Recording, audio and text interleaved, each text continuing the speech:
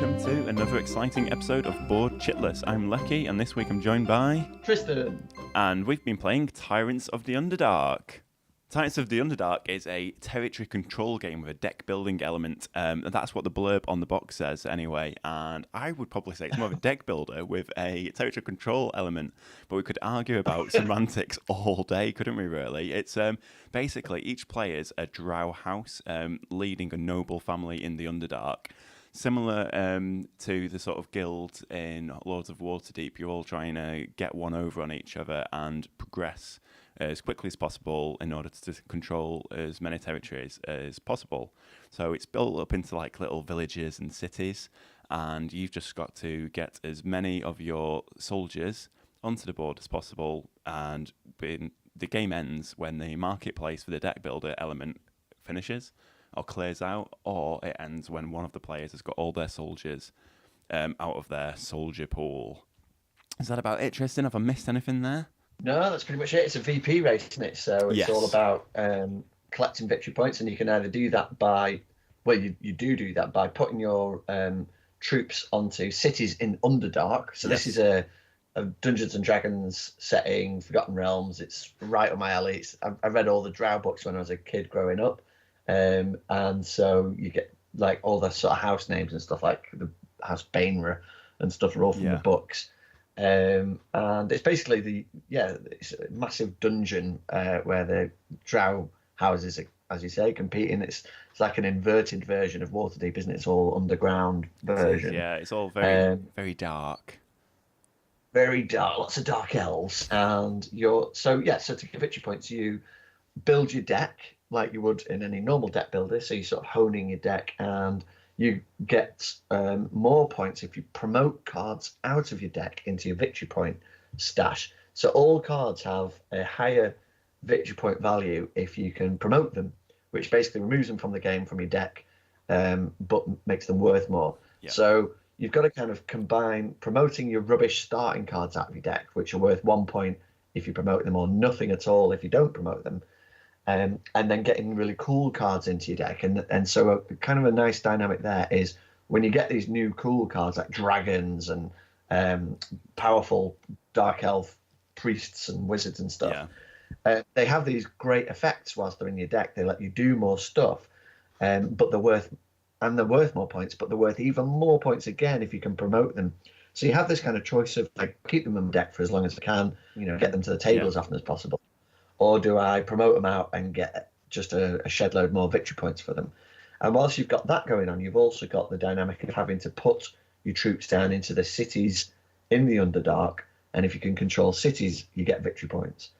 Some cities offer a victory point bonus on your turn if you can control them. And so you can collect victory point tokens as well. As you go along, Yeah, VPs, and there's like different sort of approaches you can take. And the main meat of the game is putting your troops down onto the table using your deck. So you play a hand of 5 cards, standard sort of deck building mechanism, and then those cards will let you place troops or assassinate enemy troops, or put your spies down, and you can put spies into people's territory. So basically, when you place troops, they have to be adjacent to your existing troops, but with spies, you can break that rule and chuck them onto the far side of the map into somebody else's territory and start building outposts, right in the middle of their base, sort of thing. Yeah. So the cards directly affect the territory control, and it's a really cool sort of combination of the two. I think when you place troops down, they have to be adjacent to one another. But if you can break that mold by placing spies, you only have 5 spies, but you can place spies anywhere on the board. And once you put them down, established presence there, which means you can start building outposts in the middle of enemy turf and stuff. And of course, as you do it to you at the same time, there's loads of intriguing back and forthing, assassinating each other's troops, and just lots of fun backstabbing and front stabbing. There's a lot of player interaction, isn't there? And it reminds me a little bit of Carcassonne, those sorts of games where you've got to build your little soldier train from one town to the next in order to populate them. But then someone's always going to try and block you off, or they're going to throw a spy in to make sure you don't get total control, so you don't get that extra VP.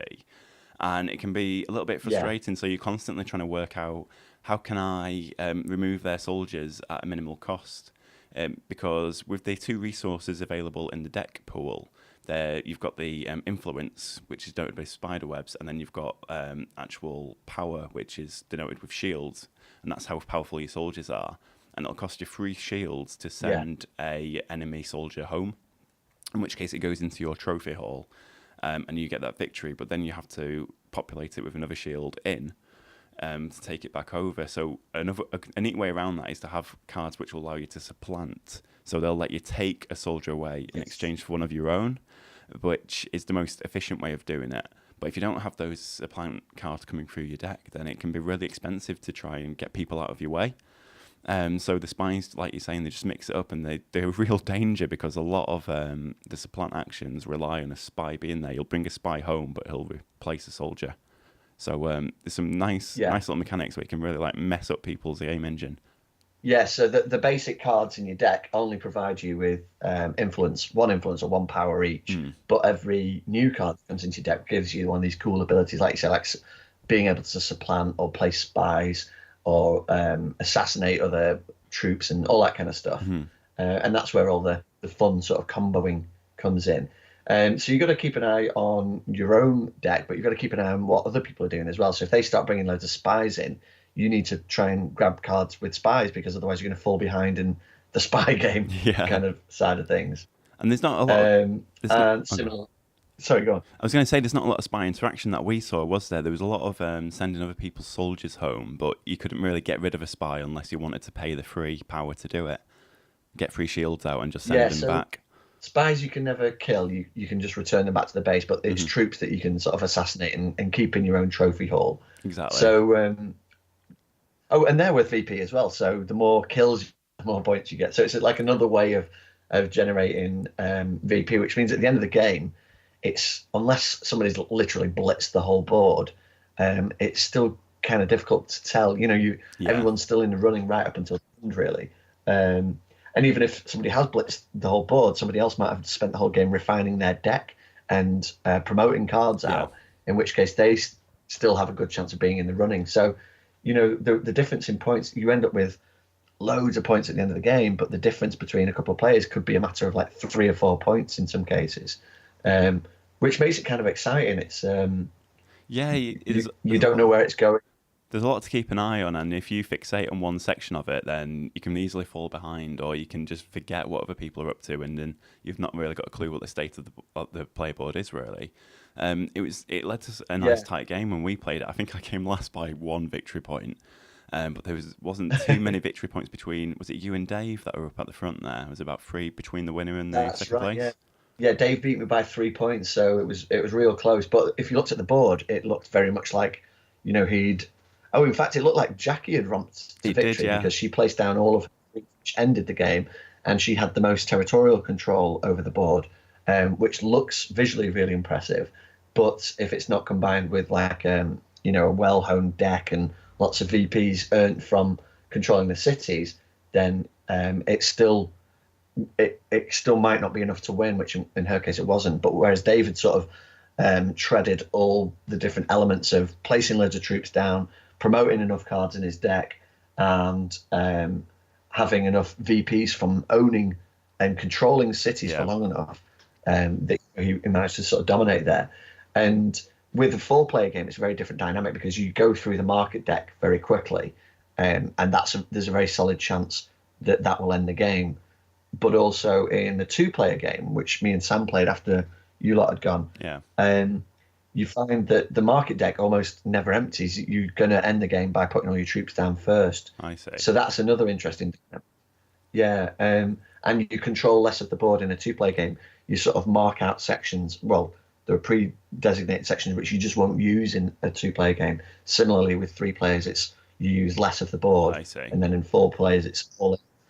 And 4 players has that added sort of frisson of danger where you're fighting against 3 other people. You never know where the next attack's coming from, so you're fighting a war on 3 fronts from the outset, which is kind of cool.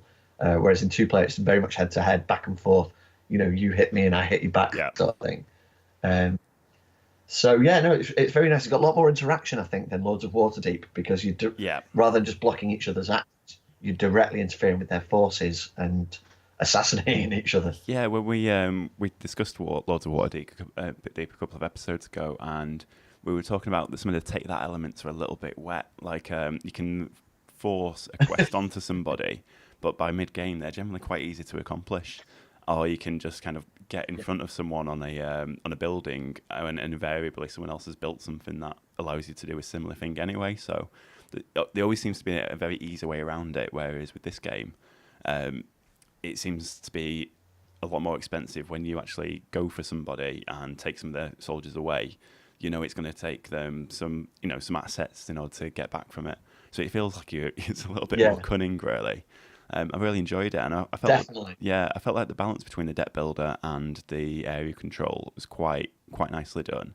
And also, there's so much variety in the decks. You play with two particular sort of factions, do you, or sort of decks to start with in the You have marketplace? two half decks that you shuffle together to make the market, and we played with the basic suggestion Yeah, dragons, but we have also you could swap either or both of those out for a bunch of other decks. So it comes with 4 different options, but we've got the expansion as well. So there's a total of 6 there, and you could bring in undead or elementals or humans, and we've not even scratched the surface in terms of finding out what they do. Our decks were very much based on spies and assassinating, and there were dragons which would come in and blitz and give you loads of power and influence. We had doppelgangers which would supplant other people's troops and all that kind of stuff. Hear what any of the decks do, so I'm really looking forward to tucking into them next time and finding out what sort of variety they offer. But we're probably wrong in comparing it to Lords of Waterdeep. Lords of Waterdeep is like a worker placement game. This is completely different. It's area control and it is. Yeah, deck building. So even though it's like still D&D, I think that's probably where we've made the link, and the fact that you can actually Skullport is one of the locations in this game, and it's one of the expansion locations from Lords of War. So it's set in the same world, but shares very little game mechanics. But it does feel like they've finessed these types of games. Lords of Waterdeep is very efficient and clean worker placement game. It takes the best parts of deck building and does them efficiently, maybe not massively imaginatively, but the way that it combines with the area control is more imaginative and interesting. And you've got the great sort of interactions between the decks that you're playing and what's physically happening on the board, and your development of troops and spies and your empire as you go. Very sort of cleanly put together, I think. very very so. And like you're saying, you're right in that respect. It is similar to Lords of Waterdeep in terms of like the simplicity of the game. It's like Lords of Waterdeep isn't a particularly heavy Euro. It's very easy to learn, but there's a lot of meat in there, and it feels the same with the deck building, like the sort of mechanics with this game. It doesn't take a lot of You're up and introduction. running in 5 minutes. Anybody who's played a game before will pick up those mechanics super fast because you know exactly what you're doing if you played a deck builder before. Exactly, and it seems like the Dungeons and Dragons games, they're quite adept for that because maybe they're looking at it from the point of view where we've got quite a big RPG audience, but we want to introduce them to new games. So this is how we're going to do it. We don't want to make it too heavy a game, just in case they're not into that. And also maybe it's just to try and attract some people that might have heard of the Dungeons and Dragons brand, might not necessarily play board games. So it's an easy way of identifying with new subject matter. And they do an absolutely brilliant job of creating these very elegant, very sleek games. Not the heaviest, not too difficult, but still with a lot of playability in there. Is there any expansions? Are there any expansions available for Tyrants and the Underdark? Or is it at the moment? Is it a base game? It's a small box expansion, so it's about £8, and it's 2 extra half decks. So that's the one that we've got in the box. We've not actually played it yet, but I think it comes with like undead and elementals, or 2 of the factions basically. So definitely interested to see what those do. But we don't even need to get to those first. We can go through the extra decks from the base game first as well. And it doesn't feel either like if there weren't other half decks, it would still feel pretty complete as it is. I think it'll add a lot more variety with the new decks. But if we set up that we did last time another 4 or 5 times, I'd still be interested to see how it plays out each time, and get to grips, knowing, familiarizing yourself with the cards that are coming out and stuff. So in that respect, I think there's a lot of replay in the core game as it is. If I had to make a criticism, I think first of all the box is too big for what comes in it, and secondly, the graphic design is Yeah, very basic. It looks like it's a kids game kind of thing. The backs of the cards is purple cards that says yeah, Minion in like a really sort of obvious font sort of thing. It's and the cards themselves are very unimaginable, different sort of. The artwork is brilliant. The actual art for the cards is in the most part is great, sort of D&D dark elf art. yeah, But the in terms of the sort of graphic design layout, it's just a purple border with uh, different numbers, and the numbers are literally either in a circle or a yeah. square. So it doesn't look visually as good as it could. The black and blue forces. So when you pick a team, you pick a color. The black and blue are quite hard to distinguish on the map They because the are. board's If they quite get close to black each and blue. other, then Yeah, it's hard to see and who's who. same with red and orange as well. Very very curious choice of colors for like the different sides.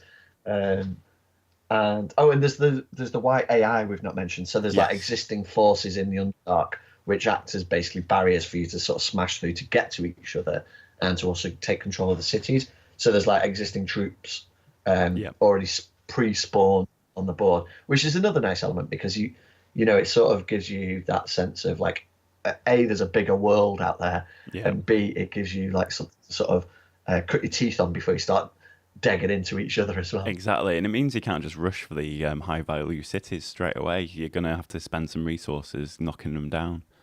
There's a there's also a lot Yeah, of to work your way through. yeah, there's a lot of nice starter cards as well. So like the free gold and so the 2 influence and 3 influence cards that allow you to quickly supplant those or assassinate the AI sort of soldiers. So you can get rid of them quite quickly if you want to invest in your deck early on in the game. So it's that nice little incentive just to experiment, try building a deck quickly rather than just keep hoping, like buying the 2 influence starter cards to hopefully get Yeah, moving quickly early on.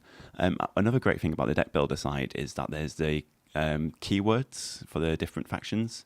So there's like malevolent or guile. So I was building up all the guile cards because they seem quite spy related. So a lot of them were place a spy and then with a secondary action of bring a spy back for influence or bring a spy back to assassinate somebody or supplant somebody. And that was really good for first time play. I was just like, these guiles look interesting. I'm going to keep going for them. There's a few occasions where I couldn't get them or there weren't any in the market, so I was buying other things. But as a rule of thumb, yeah, it meant that my game engine was up and running very quickly. And I think yeah. where it A fell couple of down, satisfying combo things. exactly, yeah. But where it fell down was I wasn't really promoting anybody until late in the game, so I missed out from that side of things. But it was just like it was a bit of it just made the buying decision so much easier, especially with a deck builder when the first few turns everyone's reading every card just to try and really understand what's going Yeah, on with them. When what you actually want is for everyone to just quickly buy some stuff and just get into it. yeah. Once we were up and running, the turns were flying They round, were, yeah, and you were like, "Oh, it's my turn," again, sort of thing. So very little downtime. There is no difference between the houses there. That's one thing Dave pointed out. yeah, It would have been the easiest thing in the world. You've got 7 influence and 3 power cards, so a 10 card deck to start off with. It would have been easy to swap out an influence card in each faction just to give some sense of personality to each of the yeah, different houses, which it could be really easily fixed with a tiny promo pack of cards or whatever. But just to give one extra card that maybe has a different effect, like draw 2 cards, or it's two yeah, influence instead of 1 influence. Anything to just sort of vary and make it more asymmetrical. But I guess that's not necessarily a given thing. That's just it's our personal preference that we love variable player powers, and this doesn't really provide them until we get up and running. And then, as you say, you can build a guile deck or a malice yeah. deck or whichever option you want to go for. Yeah, it's something you almost take for granted now, isn't it? Modern deck builders is the variable player powers and Yeah, just something that gives your faction a bit more personality than others. And you see it in all sorts of games. It would be definitely nice to have. Doesn't ruin the game, but like you're saying, it could have easily put in there and easily just mess it up a little bit at the beginning. Just mix it up. yeah, and it gives you a nice clue of what maybe you should be aiming for to get going. For example, mine, like if I'm going Yeah, for yeah, Guile, I could have had an extra like Spy Master card in there or something similar that lets me move spies around or swap them out. Who knows? yeah. But yeah, but a fantastic game, really. I enjoyed it. It was Yeah, no, really impressed with it. I don't think it was the sort of game that Go on. I'd bust into my top 10. After more plays, then maybe I might learn to love it a bit more. But it Yeah, seems like a nice game to get going with, and a great one to mix up the repertoire really. agreed. Yeah, it's as you say, probably wouldn't make my top 10 either, but really solid fallback game. Yeah, And I'm definitely excited to play it more and discover more. And it might go up in estimation as get more plays out of it. But it has made me wonder why I held off for so long, because the theme of dark elves and D&D and stuff is right up my street. It's like catnip sort of thing. And they do it so well. They did with Lords of Waterdeep. They've done it again here, and now it's making me want to get yeah, the Giants or whatever it's called, the other one in the series. It's another game again. But yeah, no, it's for a game that's a couple of years old now. I think it's really solid, really fun, and yeah, whips along. So with 4 players, we rattled through in a couple of hours. So it doesn't outstay its welcome yeah. either, and provides a lot of sort of meat and enjoyment. Yeah, no, it's a really solid game. That's it. You made a really good point there. It's like dredging up a bit of a point we made earlier, I suppose, a little bit. But like you're saying, I think the D&D moniker on it, the Dungeons and Dragons moniker, might make it appear as though it's a novelty game. It's just there as a cash cow, but they are quite considered. They've put a lot of effort into creating these games in the D&D universe. And if you're into that and you've kind of been put off because you thought, oh, well, they just after more of my money, it's not really like that. Just give it a go. I think you'll be really surprised with these sorts of games. Yeah, they've got a baseline of high quality, and it's I'm really impressed with what they've done in the board game space so far. It's good. Excellent. Well, that's it really. That's our view on Tyrants of the Underdark, and I suppose we'll be back next week or the week after, maybe, depending on what people's living arrangements are, with more talk on games. So thanks very much for joining us, and we'll see you soon. Goodbye. Bye.